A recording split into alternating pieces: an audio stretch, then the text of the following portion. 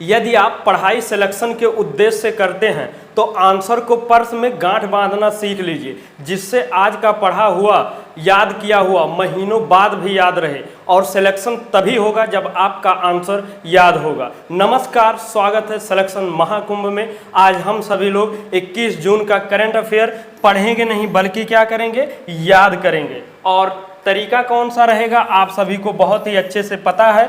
और सीधा चलते हैं अपने क्वेश्चन पर और एक एक करके देखते हैं। हाल ही में दुनिया की पहली क्या है, मानव रहित प्रणाली सेना किसने प्रारंभ किया है? तो यहाँ पर आंसर सही क्या है, यूक्रेन, ब्रिटेन, सभी ऐसे लगेगा। तो सही आंसर क्या है, यूक्रेन। लेकिन हम लोग याद कैसे करेंगे, यहाँ थोड़ा क्रेन उठाएंगे और इसी में उठा के इनबिल्ट करेंगे और क्या बोलेंगे, मानव रहित प्रणाली क्रेन सेना। क्या बोलेंगे, क्रेन सेना। और ये तो हो गया तरीका। अब आओ थोड़ा एक्स्ट्रा गोला जोला करा जाता है, याद करेगा। आप देखिए यहाँ पर क्या बात किया जा रहा है, मानव रहित। मानव रहित अर्थात आप ना करिए, फिर कौन करेगा, मशीन कार्य करेगा। मशीन जब कार्य करेगा, जैसे आप लोग देखते रहे होंगे, पहले जब मकान निर्माण होता था तो वहाँ पर नींव की खुदाई होती थी, तो कौन करते थे, मानव लोग ही करते थे, मनुष्य अर्थात जो होते थे। लेकिन अब देखा जाता है मैक्सिमम जगहों पर वो क्या आकर खोद कर जाता है, क्या करता है, क्रेन। क्रेन मतलब वही जेसीबी समझ लिया, थोड़ा सा इधर उधर कह लिया, ठीक। मतलब क्रेन आवत है, मशीन आई के और खुदाई कह के जाता है, अर्थात वो सब अब मानव रहित हो चुका है, मशीनीकरण आ चुका है। तो यहीं से थोड़ा रिलेट कर लेंगे कि अब ये जो मानव रहित प्रणाली आ रही है सेना, अर्थात उसके जगह पर अब क्रेन से उठाए उठाए पटक के मरी हैं, समझ लें आप। अब वो इंसान में क्या होता था, अभी गोली लगी इंसान को, वो ख़त्म हो गया। लेकिन ये क्रेन को आप कैसे गोली मारेंगे, वो तो निर्जीव है ना, अर्थात रोबोट काम करेगा। अब जब इतना कर लेंगे, याद रहेगा ये सब, तो आंसर ना भूल सकते ना कंफ्यूज हो सकता है। और सिर्फ ऐसे सीधे सीधा किए हैं तो ब्रिटेन, यूक्रेन जितना हो सकता है, रूस सबहू लागी। और इससे समझेंगे ये क्या है, विश्व का पहला देश है। और ये कहाँ कहाँ कार्य करेगा येहू देख लें, थल, जल, नल, वायु, मतलब सब तीनों जगह ही पर कार्य करेगा। और यहाँ के राष्ट्रपति किसने, जेलेंस्की ने ये चीज़ बताई है। आगे बढ़ते हैं, एक देखिए, वुहान जलवायु सम्मेलन 2024। अगर जो लोग स्मार्ट हैं, दिमाग खुल चुका है, वो लोग समझेंगे वही चीज़ तो हम यहाँ पर आपको करवाते हैं। क्या करवाते हैं, वुहान क्या है, एक ये जर्मनी का क्या है, शहर है, स्थान है, लोकेशन है। तो अगर आपको ये पता है कि वुहान जलवायु सम्मेलन पूछा जा रहा है 2024 कहाँ हुआ है, किस देश में आयोजित हुआ है, तो अगर यही तो प्रश्न, अब यहाँ प्रश्न खुद ब खुद आंसर बता रहा है कि नहीं, जर्मनी। और जहाँ नहीं बता रहा वहाँ हम लोग ज़बरदस्ती कर ले रहे हैं, यही तो कह रहे हैं करने को।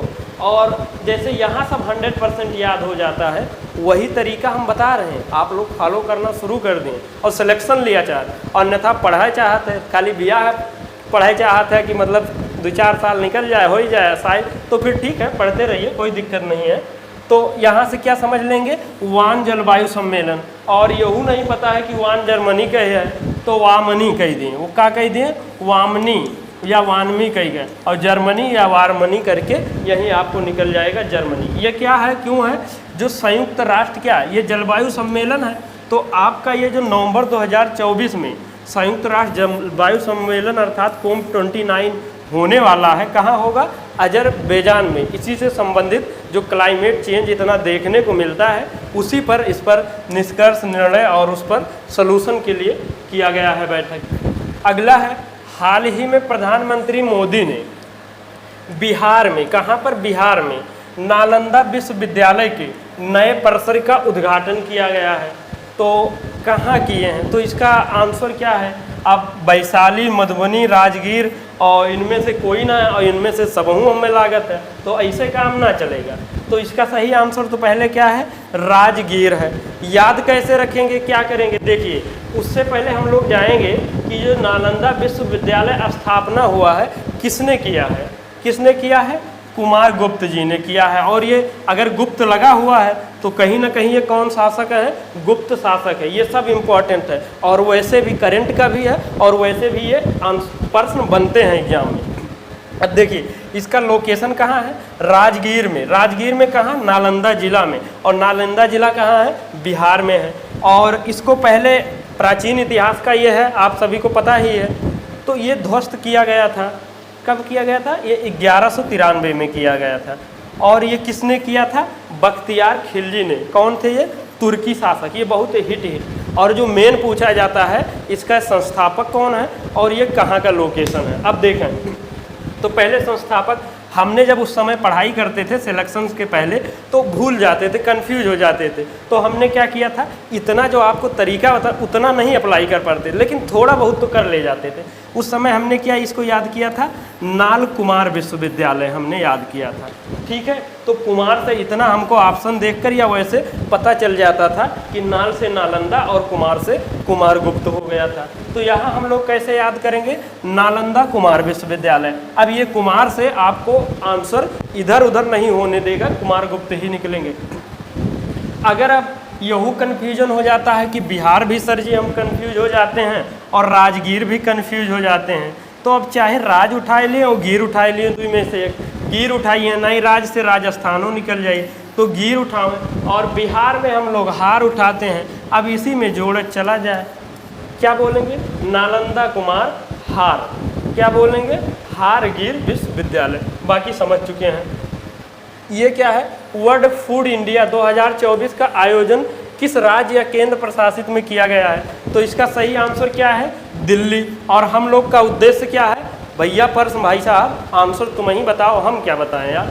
ठीक, तो इसका क्या है, दिल्ली है। अब दिल्ली के लिए बढ़िया तरीका ऐसा लगा, हमने ली उठा लिया और फूडल्ली कह दिया। जो वर्ल्ड फूड इंडिया 2024 है, ये करने का उद्देश्य क्या है कि जब ये पर्स बोलेंगे हम जोड़े रहेंगे तो उतना हिंट कर देगा, क्लू दे देगा। तो ये क्या बोलेंगे, वर्ल्ड फूडल्ली इंडिया 2024। क्या बोलेंगे, वर्ल्ड फूडल्ली इंडिया 2024 का कहाँ हुआ आयोजन। और ली और डल्ली और उसके बाद क्या निकलेगा, दिल्ली, फूडल्ली। अब देख लें दिल्ली निकल रहा है। क्या हो रहा है, कब यहाँ पर होगा, ये 22 सितंबर 2024 में होगा। और कहाँ पर, भारत मंडपम जो न्यू दिल्ली में है। आगे बढ़ते हैं। अब देखिए सेलिब्रिटी ब्रांड मूल्यांकन रिपोर्ट 2023 के अनुसार भारत के सबसे मूल्यवान सेलिब्रिटी कौन है।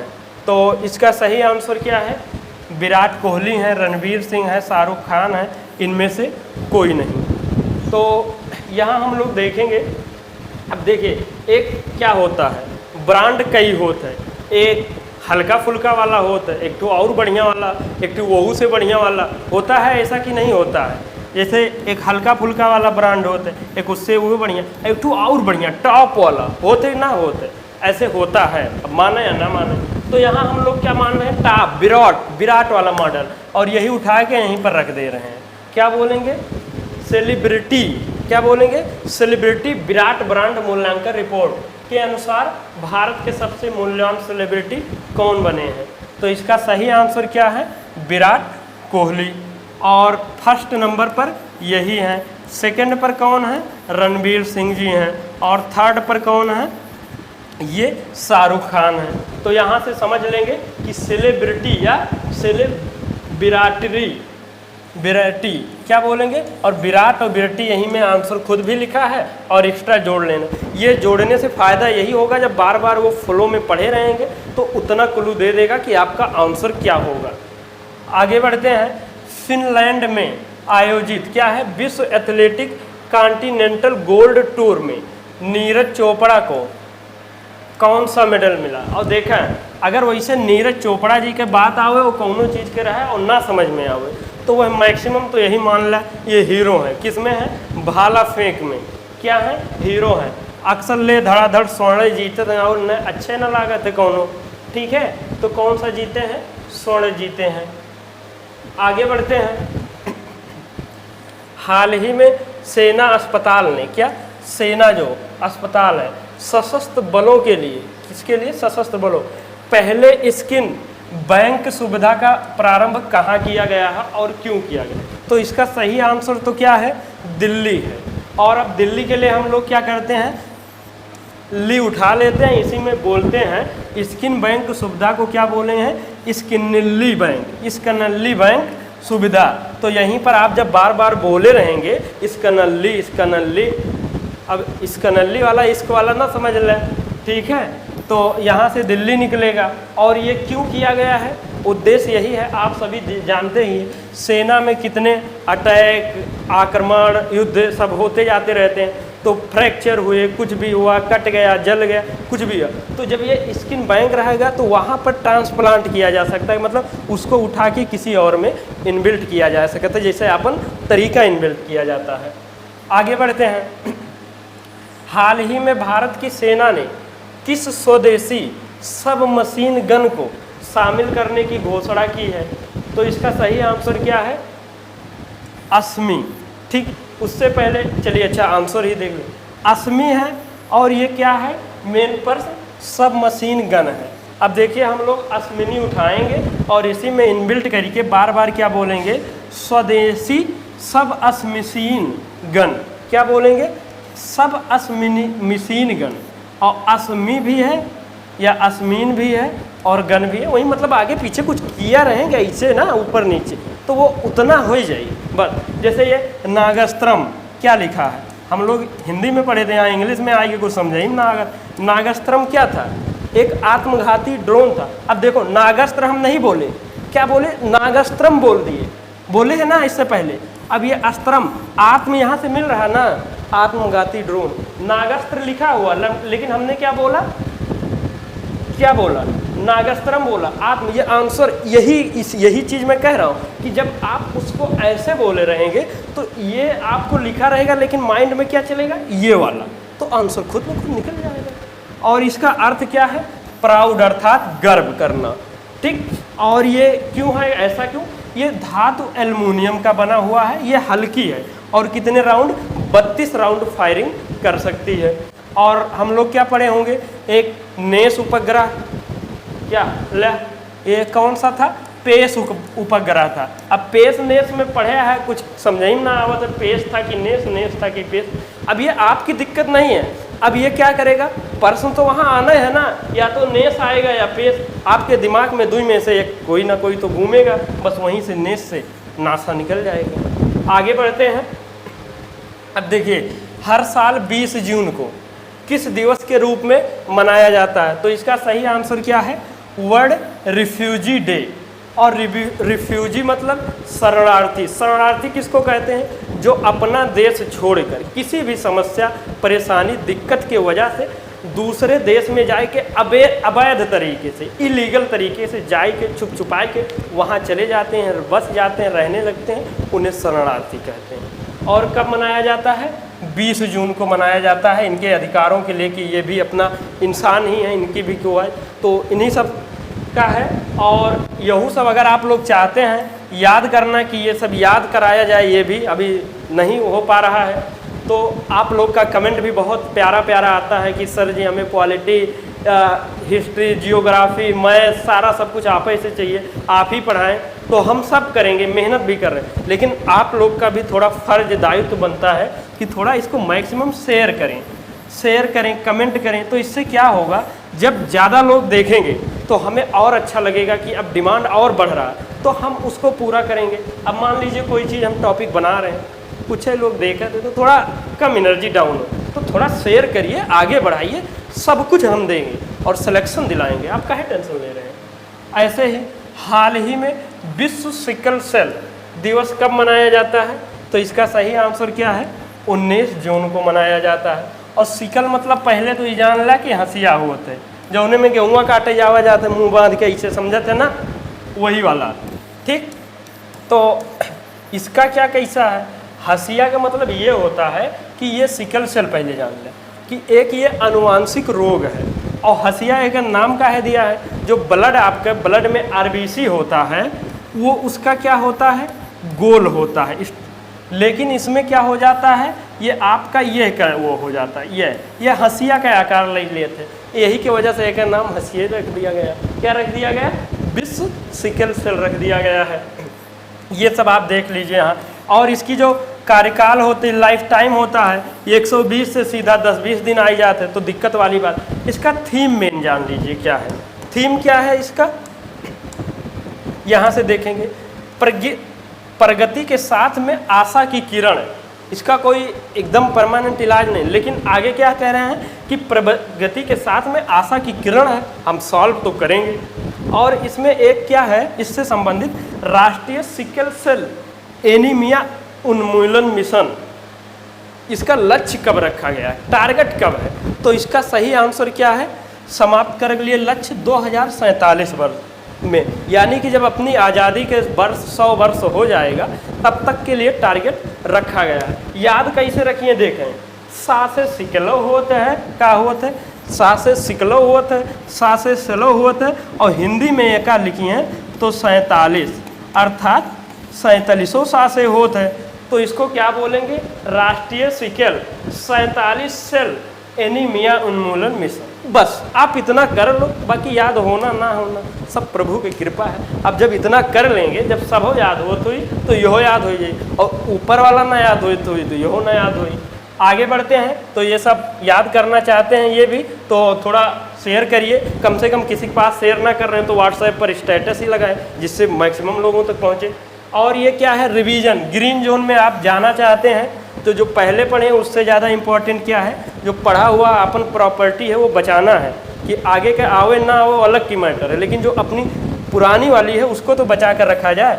आगे बढ़ते हैं, देखिए हाल ही में क्या बोले हैं, मांस खाने वाले पान बैक्टीरिया का प्रकोप कहाँ देखा गया। अब जब इस प्रकार से पान आपको आ रहा है, आंसर पूछना है, बताना है, क्या होगा, जापान। हाल ही में पारिस्थितिकी तंत्र के पुनर्वास के लिए प्रकृति बहाली किस पर आरोप लगा था, आरोप लग गया था कि प्रकृति से आप सब छेड़छाड़ करते हैं, प्रकृति से करते हैं तो चले भर के कहूँ और छेड़छाड़ करिए तो जूता चप्पल लाद वो सकुल मिली, तो इसलिए संभल के रहिए। तो क्या होइए, आरोपीय अर्थात यूरोपीय संघ। डीप क्या है, क्या पढ़े हैं बताओ, डीप अर्थ, क्या पढ़े हैं, डीप अर्थ ओशियन मिशन भारत के किस मंत्रालय की पहल है, आंसर बताना है, देख लें अब भैया। भूविज्ञान। फिल्मों में योगदान के लिए दक्षिण अफ्रीका के प्रसिद्ध Nelson Mandela life time achievement award से किसे सम्मानित किया गया है, पहला नेल्सन को हम लोग क्या पढ़े हैं, देखें कुछ मिलावट है, नेल्सनोद मंडेला, क्या नेल्सनोद मंडेला। मान लीजिए जैसे ऐसे नहीं याद आ रहा तो यहाँ उठाइए, ला ऊपर नीचे करिए तो कोई ना कोई एक अच्छे से बैठेगा, वही होगा नोद गनात्रा, ठीक। और ये तो व्यक्तिगत इनको मिला, और संस्था में देखा जाए तो एक निमहंस है, ठीक, संस्था में इसको मिला है। ये जब हम लोग पहले करंट अफेयर पढ़ रहे थे वहाँ का है ये। हाल ही में सिपरी के रिपोर्ट के अनुसार परमाणु हथियारों पर सर्वाधिक व्यय करने वाला देश कौन सा बना है, तो सर्वाधिक व्यय करने वाला कौन सा देश है, रूस है।